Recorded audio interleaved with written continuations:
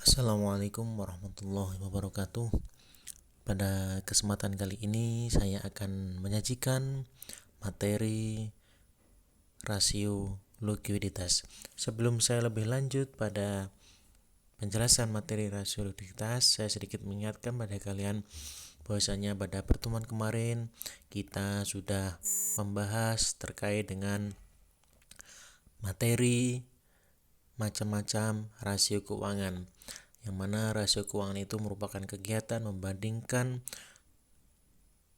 angka-angka yang terdapat dalam laporan keuangan dengan angka-angka lainnya. Artinya membandingkan angka satu dengan angka lainnya dalam laporan keuangan. Sedangkan jenis-jenis rasio keuangan kemarin ada banyak sekali. Yang pertama ada rasio likuiditas, rasio solvabilitas, rasio aktivitas, kemudian ada rasio profitabilitas dan rasio-rasio lainnya. Adapun untuk pada hari ini kita akan membahas mengenai rasio likuiditas. Pada rasio likuiditas ini sebenarnya kita sudah tahu dalam kondisi COVID ini banyak perusahaan yang tidak mampu membayar hutang-hutangnya maupun sebagian hutangnya. Mengapa hal ini terjadi? Karena yang pasti kondisinya COVID, sehingga perusahaan-perusahaan tidak mampu memperoleh laba yang maksimal. Oleh karenanya dia tidak memiliki dana yang cukup untuk menutupi utang yang telah jatuh tempo tersebut. Kasus seperti itu sebenarnya sangat mengganggu pastinya ke depannya maupun pada saat itu juga terhadap kepercayaan pihak-pihak yang berkaitan dengan perusahaan, salah satunya yaitu para kreditor maupun para distributor. Dalam jangka panjang kasus ini akan berdampak pula pada para pelanggan maupun atau konsumen. Artinya pada akhirnya perusahaan akan memperoleh krisis kepercayaan dari berbagai pihak yang selama ini membantu kelancaran usahanya tersebut. Padahal kita tahu bahwasanya kepercayaan dari berbagai pihak terhadap perusahaan merupakan modal utama perusahaan dalam mencapai target yang telah ditetapkan. Kemampuan perusahaan dalam membayar kewajibannya, terutama utang jangka pendek atau sudah jatuh tempo, itu disebabkan oleh berbagai faktor. Faktor yang pertama yaitu bisa dikarenakan perusahaan sedang tidak memiliki dana sama sekali. Yang kedua bisa mungkin atau bisa jadi perusahaan memiliki dana, namun saat jatuh tempo perusahaan tidak memiliki dana atau tidak cukup secara tunai, sehingga harus menunggu dalam waktu tertentu untuk mencairkan atau melikuidkan aktiva lainnya seperti menagih piutang, menjual surat-surat berharga, dan menjual persediaan atau aktiva lainnya. Praktek di lapangan memang tidak jarang pula perusahaan mengalami hal sebaliknya. Artinya perusahaan mengalami kelebihan dana.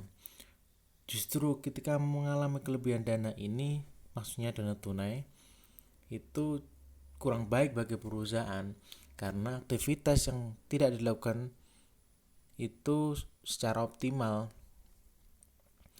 Jadi manajemen kurang mampu menjalankan kegiatan operasional perusahaan, terutama dalam hal menggunakan dana yang dimiliki. Sudah pasti hal ini akan berpengaruh terhadap usaha pencapaian laba seperti yang ditargetkan.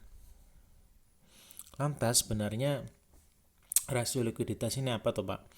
Oke, menurut Fred Weston menyebutkan bahwasanya rasio likuiditas itu merupakan rasio yang menggambarkan kemampuan perusahaan dalam memenuhi kewajiban atau utang dalam jangka pendek. Artinya, apabila perusahaan ditagih, perusahaan akan mampu untuk memenuhi utang tersebut, terutama utang yang sudah jatuh tempo. Rasio ini juga disebut dengan rasio modal kerja karena digunakan untuk mengukur seberapa likuidnya suatu perusahaan.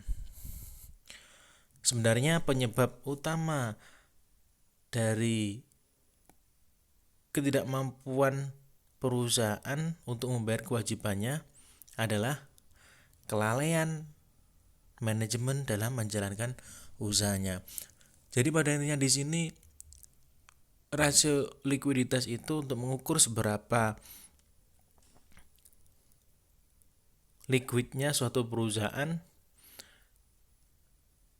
dalam membayar kewajiban jangka pendek. Jadi ketika aktivanya itu kekurangan juga tidak boleh, kelebihan juga kurang baik. Jadi pas. Itu yang diharapkan. Saya tekankan lagi bahwasanya di dalam rasio likuiditas itu bisa juga disebut dengan rasio modal kerja. Itu merupakan rasio yang digunakan untuk mengukur seberapa liquidnya suatu perusahaan. Caranya dengan apa? Caranya dengan membandingkan komponen yang ada pada neraca, yaitu total aktiva lancar, dengan total pasifa lancar, yaitu utang jangka pendek. Sehingga penilaian dapat dilakukan untuk beberapa periode atau secara tren untuk mengetahui perkembangan likuiditas perusahaan dari waktu ke waktu. Selanjutnya yaitu tujuan dan manfaat rasio likuiditas. Tujuan dan manfaat rasio likuiditas yang pertama yaitu dengan diadakannya mengukur rasio likuiditas itu untuk mengukur kemampuan perusahaan membayar kewajiban atau utang yang segera jatuh tempo pada saat ditagih. Yang kedua yaitu mengukur kemampuan perusahaan membayar kewajiban jangka pendek dengan aktiva lancar secara keseluruhan. Yang ketiga yaitu mengukur kemampuan perusahaan membayar kewajiban jangka pendek dengan aktiva lancar tanpa memperhitungkan persediaan dan piutang. Yang keempat yaitu mengukur atau membandingkan antara jumlah persediaan yang ada dengan modal kerja perusahaan. Yang kelima, mengukur seberapa besar uang kas yang tersedia untuk membayar hutang. Yang keenam, yaitu sebagai alat perencanaan ke depan, terutama yang berkaitan dengan perencanaan kas atau utang. Yang keenam, melihat kondisi dan posisi likuiditas perusahaan dari waktu ke waktu dengan membandingkan untuk beberapa periode. Kemudian yang ketujuh, melihat kelemahan yang dimiliki perusahaan dari komponen aktiva, lancar, dan utang lancar. Dan yang terakhir atau yang kedelapan, yaitu maksud saya yang kesembilan, menjadi alat pemicu bagi pihak manajemen untuk memperbaiki kinerjanya dengan melihat rasio likuiditas yang ada pada saat ini. Itu semua dari tujuan dan manfaat rasio likuiditas. Rasio likuiditas ini ternyata memiliki beberapa jenis. Jenis rasio likuiditas itu yang pertama yaitu ada rasio lancar atau current ratio. Yang kedua ada rasio sangat lancar atau quick ratio. Kemudian yang ketiga ada rasio kas atau cash ratio. Kemudian yang keempat ada rasio perputaran kas. Kemudian yang kelima ada inventory to net working capital.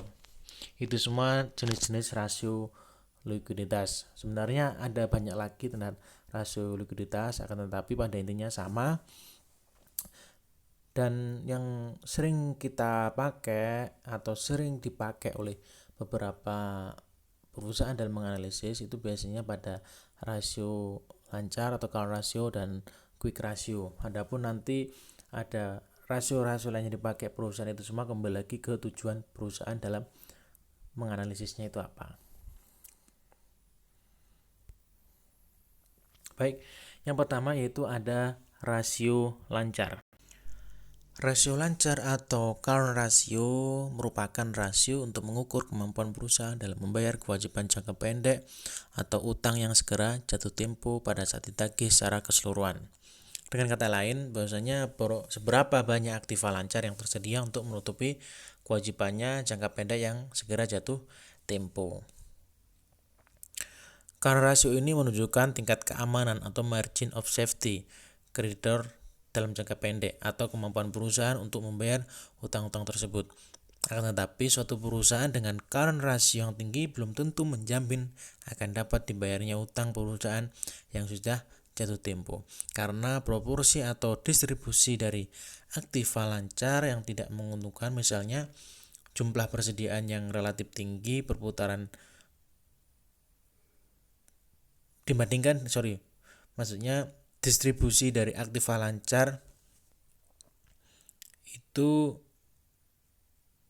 yang tidak menguntungkan, yaitu jumlah persediaan yang relatif tinggi dibandingkan taksiran tingkat penjualan yang akan datang, sehingga tingkat perputaran persediaan rendah dan menunjukkan adanya over investment dari persediaan tersebut, atau adanya saldo piutang yang besar yang mungkin sulit untuk ditagih. Maka saya tekankan lagi bahwasanya current ratio yang tinggi itu belum tentu suatu hal yang baik. Begitu juga dengan current ratio yang sangat rendah sekali atau di bawah rata-rata standar itu juga tidak baik. Sedangkan di dalam rasio lancar ini nanti ada komponennya, ada aktiva lancar dan utang lancar. Aktiva lancar itu merupakan harta perusahaan yang dapat dijadikan uang dalam waktu singkat atau maksimal 1 tahun, diantaranya seperti kas, tabungan di bank, surat-surat berharga, piutang, biaya dibayar muka, dan lain sebagainya. Kemudian utang lancar atau current liabilities merupakan kewajiban perusahaan jangka pendek, itu maksimal 1 tahun. Di antaranya adalah utang dagang, kemudian utang bank 1 tahun, utang wesel, utang gaji, dan lain-lain. Itu terkait dengan current ratio.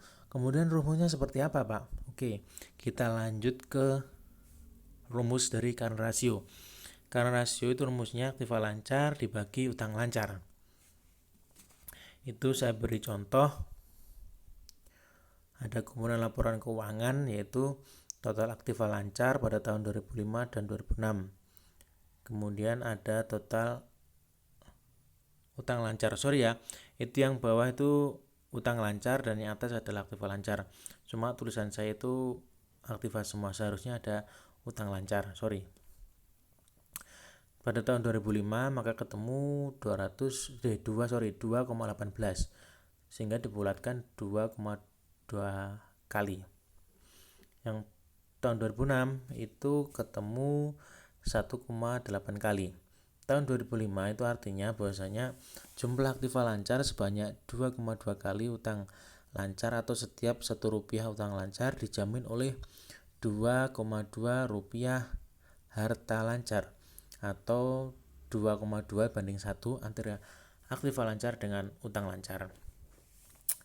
Di tahun 2006 itu artinya jumlah aktiva lancar sebanyak 1,8 kali utang lancar, atau setiap Rp1 utang lancar dijamin oleh 1,8 rupiah harta lancar, atau 1,8 banding 1 antara aktiva lancar dengan utang lancar. Jika rata-rata industri untuk current ratio adalah 2 kali, maka kondisi tahun 2005 berada dalam kondisi baik karena rasio di atas rasio rata-rata industri. Akan tetapi kondisi tahun 2006 kurang baik karena rasio di bawah rata-rata industri. Itu cara menginterpretasikan hasil pada rasio lancar. Selanjutnya saya akan menjelaskan terkait dengan rasio cepat. Jadi setelah rasio lancar atau current ratio ada rasio cepat atau quick ratio. Quick ratio atau bisa disebut dengan acid-test ratio atau rasio sangat lancar merupakan rasio yang menunjukkan kemampuan perusahaan dalam memenuhi atau membayar kewajiban atau utang lancar, dalam arti utang jangka pendek dengan aktiva lancar tanpa memperhitungkan persediaan.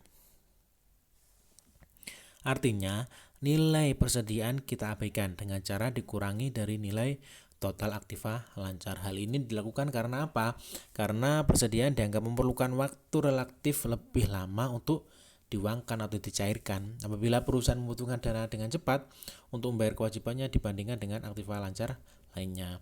Untuk mencari quick ratio ini diukur dari total aktiva lancar dikurangi dengan nilai persediaan.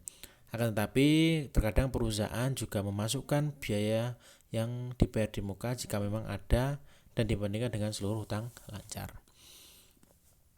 Sehingga rumus dari rasio cepat ini atau quick ratio yaitu aktiva lancar dikurangi persediaan dibagi utang lancar.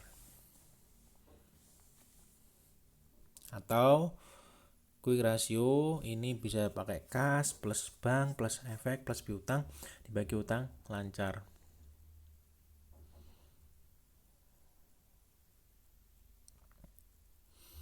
Itu ada contoh, yaitu yang pertama data yang menunjukkan total aktiva lancar, kemudian ada total utang lancar dan persediaan. Maka pada tahun 2005 ketemu 1,9 kali dan tahun 2006 ketemu 1,4 kali. Rasio pada tahun 2005 menunjukkan keadaan perusahaan tidak harus menjual persediaan bila hendak melunasi utang lancar, tetapi dapat menjual surat berharga atau penghasilan piutang. Kemudian rasio pada tahun 2006 menunjukkan keadaan perusahaan di bawah rata-rata industri. Maka perusahaan harus menjual persediaannya untuk melunasi utang lancar. Oh ya, jadi rata-rata industri pada quick ratio ini ditentukan yaitu 1,5 kali. Maka kondisi perusahaan tahun 2005 lebih baik dibanding tahun 2006. Itu terkait dengan rasio cepat. Selanjutnya ada yang namanya cash ratio atau rasio kas. Rasio kas atau cash ratio merupakan alat yang digunakan untuk mengukur seberapa besar uang kas yang tersedia untuk membayar hutang. Ketersediaan uang kas dapat ditunjukkan dari tersedianya dana atau yang setara dengan kas seperti rekening giro atau tabungan di bank. Artinya yang dapat ditarik setiap saat. Dapat dikatakan rasio ini menunjukkan kemampuan sesungguhnya bagi perusahaan untuk membayar utang-utang jangka pendek. Rumus dari rasio kas atau cash ratio ini yang pertama yaitu rumusnya maksud saya yaitu cash or cash equivalent dibagi utang lancar. Itu cash ratio kas plus bank dibagi utang lancar. Maka di tahun 2005 ketemu 0,8 atau 80% dan tahun 2006 ketemu 0,746 atau 75%. Artinya apa? Jika rata-rata industri untuk cash ratio ada 50%, maka keadaan perusahaan lebih baik dari perusahaan lain. Namun kondisi cash ratio terlalu tinggi juga kurang baik karena ada dana yang menganggur atau belum digunakan secara optimal. Sebaiknya apabila rasio kas di bawah rata industri, maka kondisi cash ratio kurang baik pula karena untuk membayar kewajiban masih memerlukan waktu untuk menjual sebagian dari aktiva lancar lainnya. Jadi kebanyakan juga kurang baik, kekurangan juga kurang baik. Selanjutnya yaitu ada rasio perputaran kas. Rasio perputaran kas menurut James Ogill, rasio yang berfungsi untuk mengukur tingkat kecukupan modal kerja perusahaan yang dibutuhkan untuk membayar tagihan dan membiayai penjualan. Artinya rasio ini digunakan untuk mengukur tingkat ketersediaan kas untuk membayar tagihan atau utang dan biaya-biaya yang berkaitan dengan penjualan. Untuk mencari modal kerja yaitu dengan mengurangi aktiva lancar dengan utang lancar. Itu modal kerja sama dengan aktiva lancar dikurangi utang lancar. Modal kerja dalam pengertian ini dikatakan sebagai modal kerja bersih yang dimiliki perusahaan. Sementara itu modal kerja kotor atau modal kerja saja merupakan jumlah dari aktiva lancar. Sehingga hasil perhitungan rasio perputaran kas dapat diartikan sebagai berikut. Apabila rasio perputaran kas tinggi, ini berarti tidak menunjukkan ketidakmampuan perusahaan dalam membayar tagihannya. Yang kedua, sebaliknya, apabila rasio perputaran kas rendah, dapat diartikan kas yang tertanam pada aktiva yang sulit dicairkan dalam waktu singkat, sehingga perusahaan harus bekerja keras dengan kas yang lebih sedikit. Rumusnya seperti apa, Pak? Untuk rasio perputaran kas. Rasio perputaran kas rumusnya yaitu penjualan bersih dibagi modal kerja bersih. Pada tahun 2005 maka ketemu 6,68 kali, tidak dibulatkan yaitu 7 kali. Sedangkan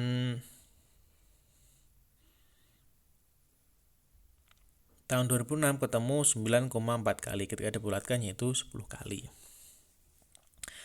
Jika rata-rata industri untuk perputaran kas adalah 10%, maka keadaan perusahaan pada tahun 2005 menunjukkan kurang naik karena masih cukup jauh dari rata-rata industri. Namun kondisi 2006 dikatakan baik karena kondisinya sama dengan rata-rata industri.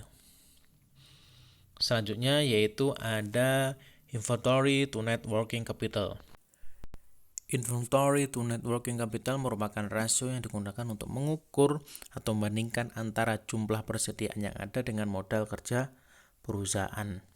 Modal kerja perusahaan sendiri itu bisa dicari dari pengurangan antara aktiva lancar dengan utang lancar. Rumus dari inventory to net working capital yaitu inventory dibagi current asset kurangi current liability. Sebagai contoh itu pada tahun 2005 maka ketemu 0,15 ketika dibulatkan yaitu 11%. Kemudian tahun 2006 ketemu 0,158 ketika dibulatkan yaitu 15%. Jika rata-rata industri untuk inventory to net working capital adalah 20%, maka keadaan tahun 2005 kurang baik. Karena apa? Karena masih di bawah rata-rata industri. Namun tidak terlalu buruk, hanya saja perlu ditingkatkan. Kemudian keadaan tahun 2006 itu menunjukkan baik karena berada di atas rata-rata.